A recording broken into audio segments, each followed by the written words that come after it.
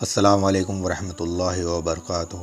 پیارے دوستو، رمضان کا مہینہ آتا ہے، رحمت و جنت کے دروازے کھول دیے جاتے ہیں اور دوزخ میں تالے پڑ جاتے ہیں اور شیطانوں کو زنجیروں میں جکڑ دیا جاتا ہے۔ حضور صلی اللہ تعالیٰ علیہ وآلہ وسلم صحابہ اکرام کو خوشخبری سناتے ہوئے فرماتے ہیں، رمضان کا مہینہ آ گیا جو کہ بہت ہی برکت ہے۔ اللہ تعالیٰ نے اس کے روزے تم پر فرض کیے ہیں۔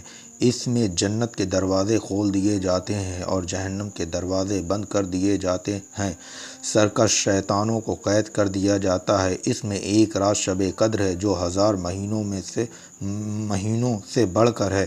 پیارے دوستو، حدیث پاک میں فرمایا گیا ہے کہ رمضان مبارک کے مہینے میں جنت کے دروازے کھول دیے جاتے ہیں اور جہنم کے دروازے بند کر دیے جاتے ہیں۔ یہ کتنی بڑی سعادت کی بات ہے۔ اور اسی حدیث بعد میں یہ بھی فرمایا گیا کہ رمضان کے مہینے میں سرکش شیاطین قید کر دیے جاتے ہیں۔ یہاں ایک سوال ذہن میں آتا ہے کہ جب سرکش شیاطین کو قید کر لیا جاتا ہے تو پھر آخر لوگوں سے گناہ کیوں ہوتے ہیں؟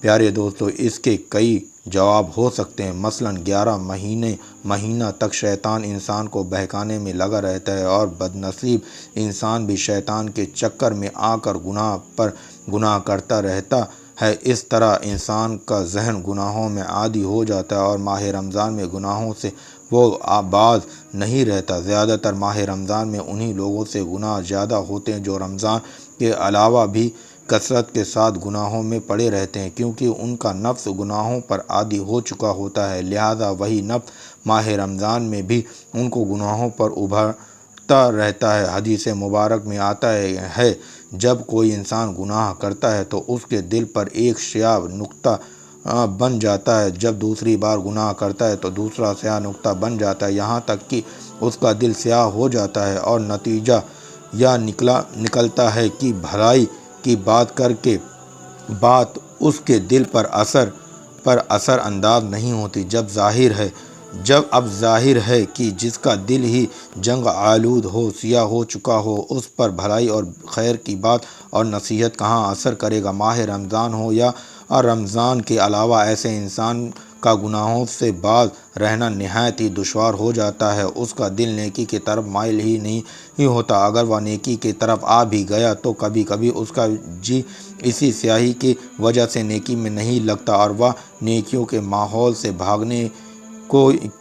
بھاگنے ہی کو تدبیر سوچتا ہے۔ اس کا نفس لمبی امیدیں دلاتا ہے، غفلت اسے گھیر لیتی ہے اور وہ بدنصیب نیکیوں اور اچھے اور پاکیزہ ماحول سے دور پڑتا ہے۔ ماہ رمضان کی مبارک ساعتیں بلکہ پوری راتیں وہ شخص کھیل کود اور فضول چیزیں، گانے بازی، تاش اور طرح طرح کی خرافات میں برباد کرتا ہے۔ دل کی سیاہی کا علاج اس دل کی سیاہی کا علاج ضروری ہے، اور اس کے علاج کا ایک اثردار ذریعہ پیر کامل بھی ہے، یعنی کسی ایسے بزرگ کے ہاتھ میں ہاتھ دیا جائے جو پرہیزگار اور سنت پر عمل کرنے والا ہو، دنیا کی محبت سے دور ہو، جس کی زیارت اللہ اور رسول کی یاد دلا دے، جس کی بات نماز اور سنت کا شوق ابھارنے والی ہو، جس کی صحبت موت اور آخرت کی یاد دلاتی ہو۔ ایسا پیر کامل اگر خوش قسمتی سے میسر ہو جائے تو انشاءاللہ دل کی سیاہی کا علاج ضرور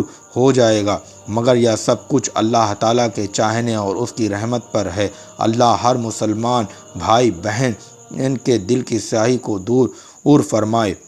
پیارے دوستو، بہرحال دیکھا یہی جاتا ہے کہ ماہ رمضان میں ہماری مسجدیں رمضان کے علاوہ سے زیادہ آباد ہو جاتی ہے، نیکیاں کرنے میں آسانیاں رہتی ہیں۔ اتنا ضرور ہے کہ ماہ رمضان میں گناہوں کا سلسلہ کچھ نہ کچھ کم ہو جاتا ہے۔ ماہ رمضان کے ایک قدردان مجوسی کی ایمان افروز داستان پیش کی جاتی ہے۔ شہر بخارا میں ایک مجوسی یعنی آگ کو پوجنے والا رہتا تھا۔ ایک مرتبہ رمضان شریف میں وہ اپنے بیٹے کے ساتھ مسلمانوں کے بازار سے گزر رہا تھا۔ اس کے بیٹے نے کوئی چیز خلم کھلا طور پر کھانی شروع کر دی۔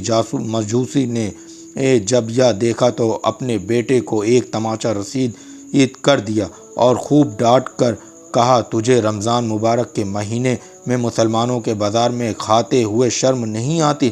لڑکے نے جواب دیا، ابا جان آپ بھی تو رمضان شریف میں کھاتے ہیں۔ والد نے کہا، ٹھیک ہے میں بھی کھاتا ہوں مگر چھپ کر، اپنے گھر میں کھاتا ہوں، مسلمانوں کے سامنے نہیں کھاتا اور اس ماہ مبارک کی بے حرمتی نہیں کرتا۔ کچھ عرصے بعد اس شخص کا انتقال ہو گیا۔ کسی نے خواب میں اس کو جنت میں ٹہلتے ہوئے دیکھا تو اسے بڑا تعجب ہوا، تو اس شخص نے اس سے پوچھا، تو مجوسی تھا، جنت میں کیسے آ گیا؟ تو وہ کہنے لگا، واقعی میں مجوسی تھا، لیکن جب موت کا وقت قریب آیا تو اللہ تعالیٰ نے رمضان کا احترام کرنے کی برکت سے مجھے ایمان کی دولت سے اور مرنے کے بعد جنت سے سرفراز فرمایا۔ اللہ تعالیٰ ہم سب کو روزہ رکھنے کی اور رمضان کے مہینے کا احترام کرنے کی توفیق عطا فرمائے، آمین ثم آمین۔